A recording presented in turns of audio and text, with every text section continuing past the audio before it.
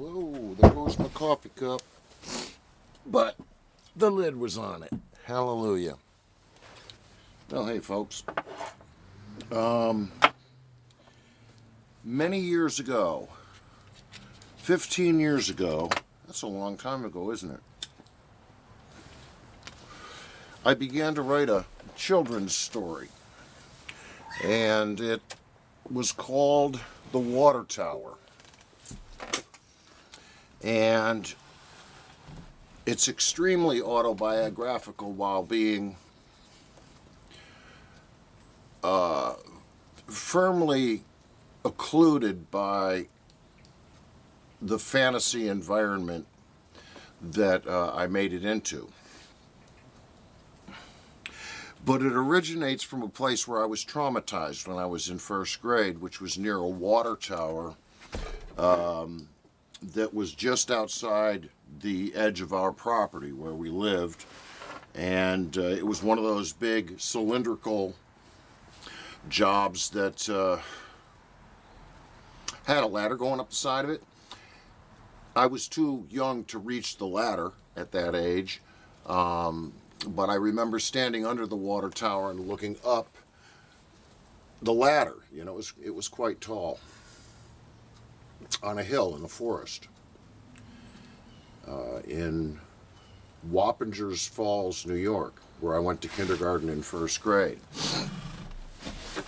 Yeah, we lived there the year that I went to kindergarten in a firehouse, which was very cool and interesting, and I had a nice teacher. She gave me some whoop ass on occasion, but I still love her and think she was wonderful. Her name was Ms. Donato. But that was a tough patch for me when we lived there at that particular place. And, you know, most of us at some point in our lives have gotten completely stuck developmentally in a childhood trauma and create a million masks as adults to conceal this thing, this wound that's not resolved. And most of my life, I've been, in some way, shape, or form, diarizing or journaling about what I'm living through, with whatever media was available to me at the time. You know? Like, the only time in my life that I've ever done very large paintings is when I was living somewhere where I could buy canvas and paint inexpensively. And I don't live there anymore, so I don't make large paintings. Of course, I had to stretch them and frame them myself if I wanted them stretched or framed. Most of them I painted on as though they were tapestries. But, you know, I'm 66 years old now, and I've got a pretty long arc. 66, of course, is a numinous number. Any sequence of sixes is a numinous number. You know, so I'd like to think that, that being so across many cultures, that I should be quite alert and watchful this year. You know? I've achieved the 2/3 of 100% place in some ways. But at any rate, this tale is called The Water Tower. And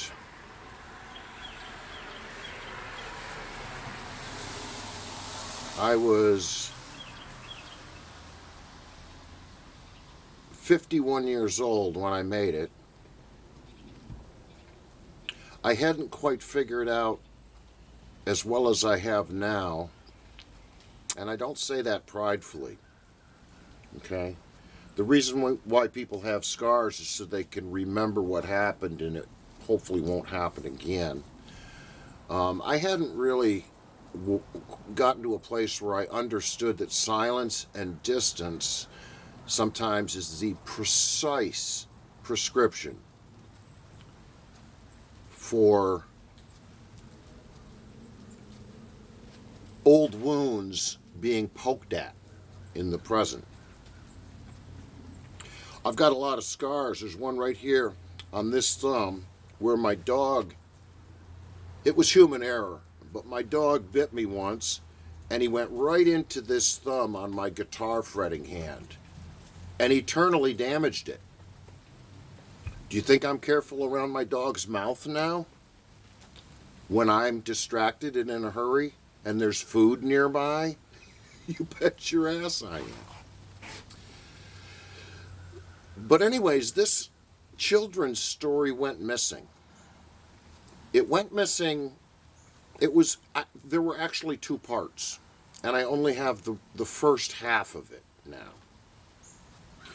Because the other half I erroneously stored in a social networking profile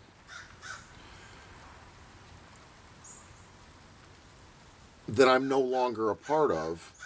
But even before I departed from social networking, I decided to get set apart from what I had increasingly begun to realize is a great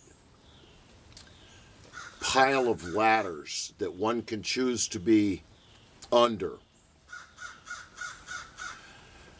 And still feeling really quite unknown and unnoticed despite all kinds of racket going on around oneself as other people are climbing the ladders that they've got their hands on, which somehow you're a part of.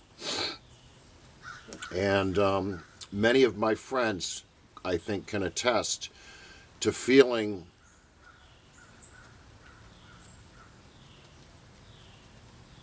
assaulted by mediocrity, clothing itself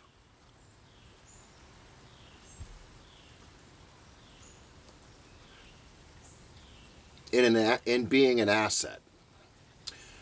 And once again, we're back into the religion of the marketplace. And as soon as love becomes monetized and numeric and granular to people, it's not love anymore. It's just an opinion that is formed about something that is unknown, which presently feels as though it's bearing fruit in our direction. Okay? My first experience with this pile of ladders was back around 1988 when I was living in South Korea and reviewing international independent music, which would arrive to me there in boxes. And this was a little after the advent of the compact disc, but I don't believe people were able to obtain disc burners yet because of the ongoing fears of copyright infringement, once again violating the laws of the church of the marketplace. Cassettes went through the same thing, and so did 8-track tape recorders. Stop. You're going to bootleg. This whole nation is built on bootlegging and moonshining. Oh, those ladders. But having reviewed for these magazines since about 1984, which, would mean that some of them were quarterlies, some of them were quarterlies that became monthlies, some of them were already monthlies.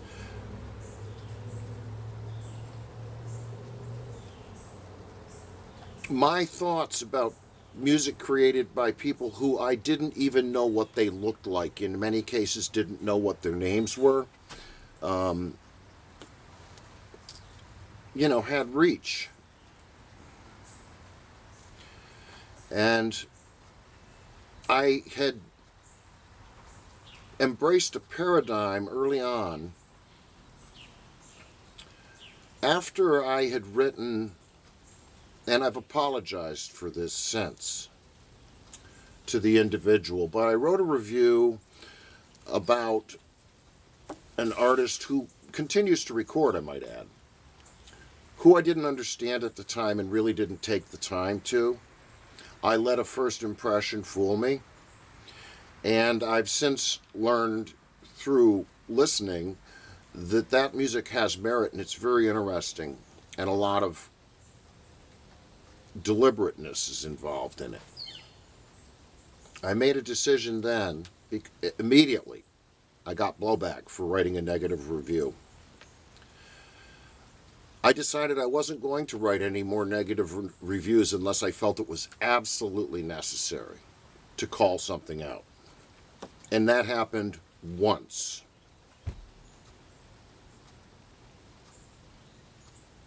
When I received some material that was so grossly hateful, almost violently raging with menace toward certain people, that I ripped them a new one.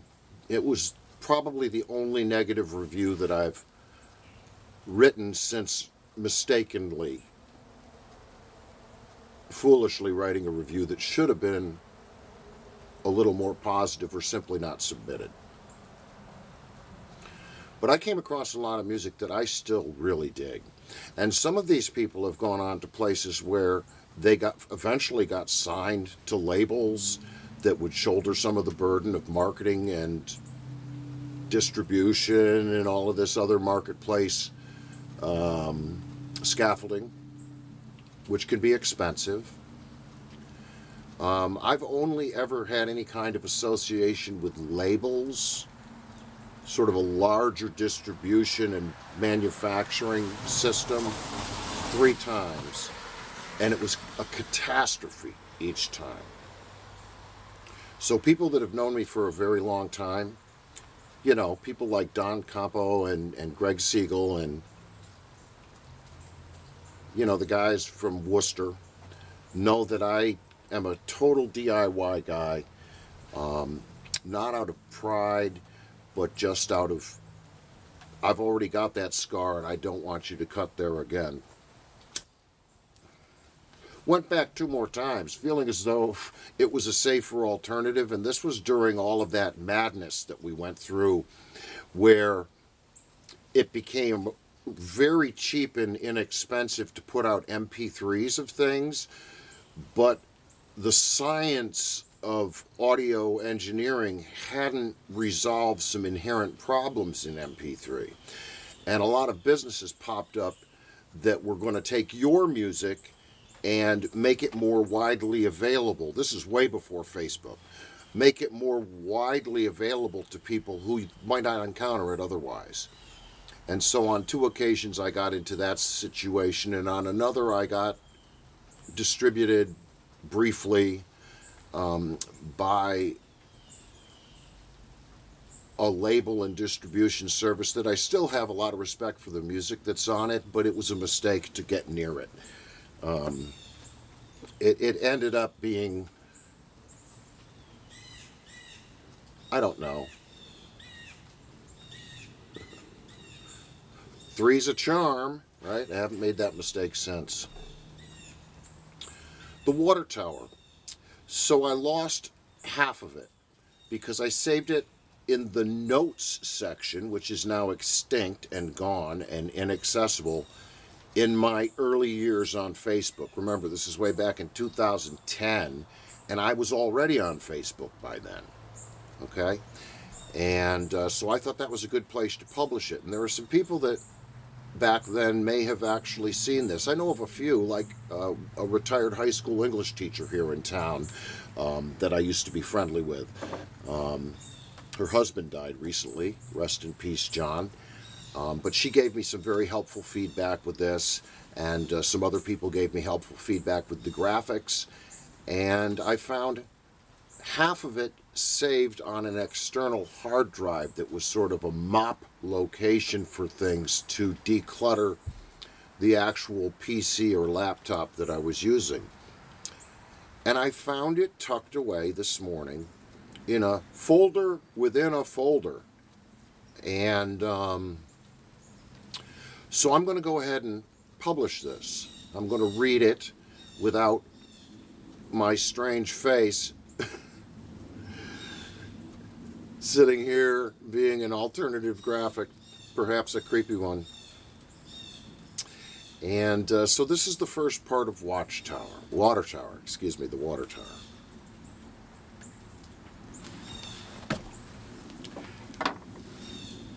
Hell, I forgot something. Facebook, what happened with Facebook was I think it was before they went to that Meta thing, but some of the features that had previously been in there remain the same, such as images, right? And video content remained, but notes disappeared. It just went away. And it was a place where I had actually worked on things that later became published by my, on my page on lulu.com as books, paperback books. And in one case, a really big one. And in another case, a very small one, which was another children's story called Doggone. And that book was maybe 12, 15 pages long, about the size of a comic book. And it featured me and my dad, except that it was me at the age I was when we lived near this water tower, grieving the loss of a pet that a neighbor had poisoned. An Airedale Terrier that we had named Scamper. And we found him dead in the backyard. The next door neighbor had killed him. And the one that didn't like his barking. Of course, that wasn't an easy thing to prove, but we kind of put the dots together. And I can remember that when I was a kid, there were some grown-ups in my life. My dad was one of them. My grandfather was one of them. And I think that perhaps the parents of some friends also had some helpful things to say about when you lose, your dog or a pet or even a person in your life. And so Doggone was the book that sort of took all of those grown-ups' wisdom and put it all together. And it was my father's image in the book that was communicating that it's better now for that dog because it had grown so sick, and that somehow it's going to go on. And that was probably the message I needed to hear from all those grown-ups. And because when we hear things from multiple people, remember, two people saying the same thing means there's another witness. And that you might want to heed that, especially if those two people don't know each other. So, the water tower. The water tower is about this journey that this child goes on through the countryside. I was a free-range kid. So's the kid in this story. You never see the child's face, which draws from a newspaper comic strip that was popular during World War II, in which there was a bashful character whose face was always turned away from the reader. And I always thought that was very cool. One doesn't have to put a mask on to become invisible. One can disengage. And if you think about Schrodinger's cat, one can also choose not to look where everyone else is looking. Because remember, when you're reading a comic strip, the characters are very often breaking that wall and looking right at you. And you're looking right at them. You're looking at Flatland.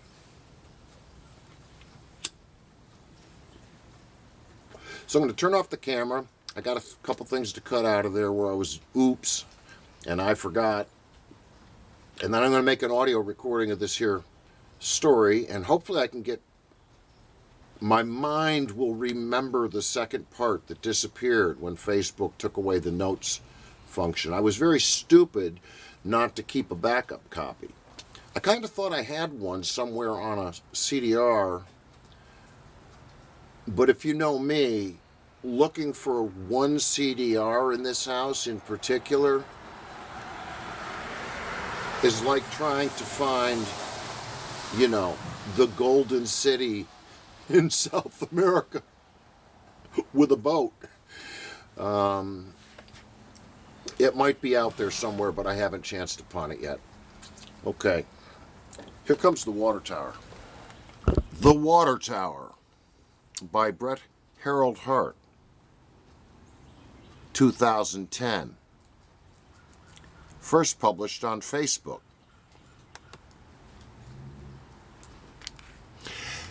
Every childhood has its places of deep mystery, places of learning, those places that etch themselves into the fabric of a life forever.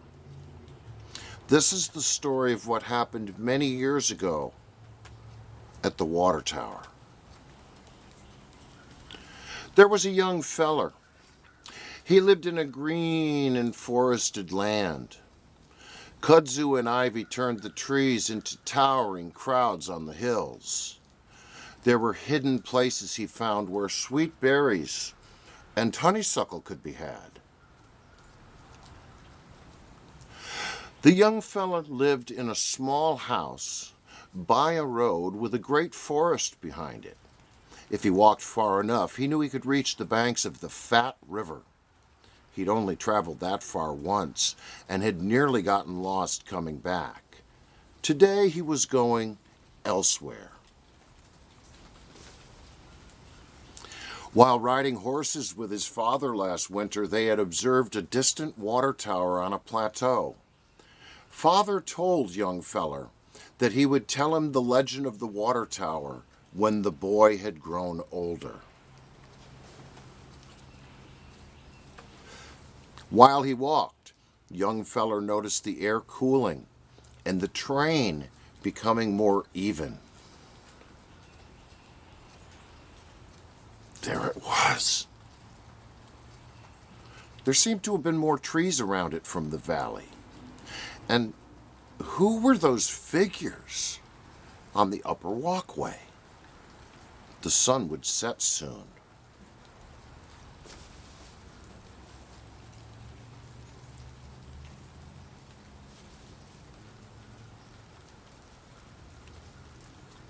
What was that green thing on the ground? And who are those people on the tower landing? It's getting dark.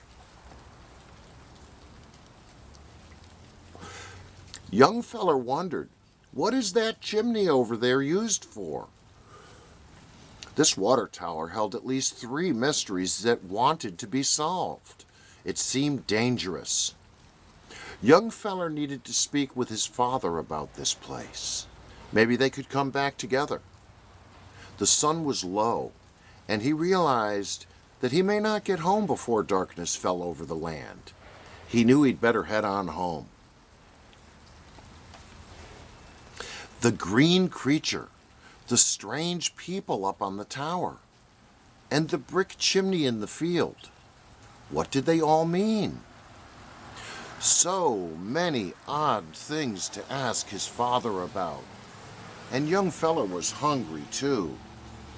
Perhaps he would make it back home before the forest became pitch black and the dark things began to prowl.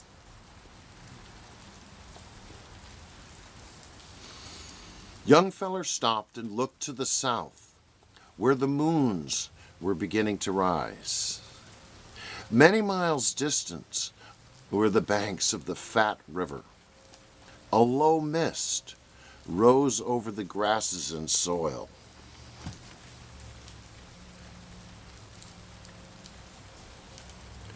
Young feller could see his home, but still had to pass the eve wraiths, which might involve some running, and the brown hill smog was descending. Almost there. Father had explained that breathing hill smog would cause sleepiness and forgetfulness.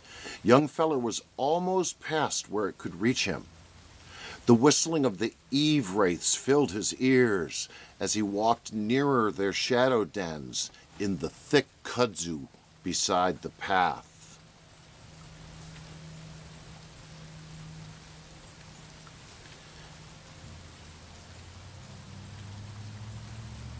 Young feller began to run.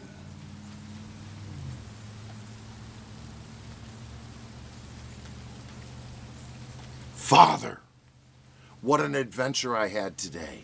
Oh, there's a stone water tower and a strange green creature and... I know I'm late and it's dark.